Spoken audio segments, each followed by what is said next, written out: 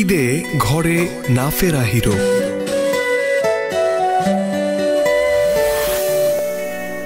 মুসলমানদের বৃহৎ ধর্মীয় অনুষ্ঠান পবিত্র ঈদ উল ফিতর, এটা শুধু ধর্মীয় আবহের মধ্যে সীমাবদ্ধ নেই, বরং সামাজিক গুরুত্ব অনেক।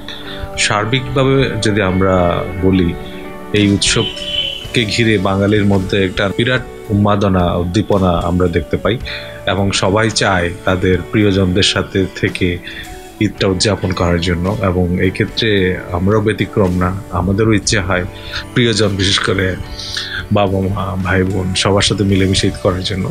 কিন্তু অনেক ক্ষেত্রে তো আমাদের ব্যক্তিগত ইচ্ছার বাইরে আমাদের রাষ্ট্রের প্রতি, জনগণের প্রতি দায়বদ্ধতা থাকে।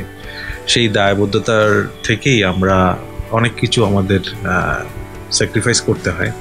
আমাদের পেশাটাই এরকম, মানুষজন যেন নির্বিঘ্নে এসব উৎসব পালন করতে পারে সেটা নিশ্চিত করার জন্যই কিন্তু আমাদের এই আত্মত্যাগ।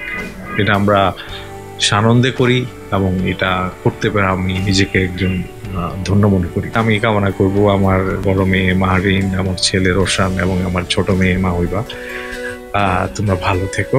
তোমাদের সবার জন্য ঈদ মোবারক। একই সাথে রেডিও স্বাধীনের সকল শ্রোতা, কলাকুশলী এবং যারা কর্মকর্তা রয়েছেন, সংশ্লিষ্ট সবাইকে ঈদের শুভেচ্ছা জানাচ্ছি। ঢাকা মেট্রোপলিটন পুলিশের পক্ষ থেকে আপনাদের সবাইকে ঈদ মোবারক।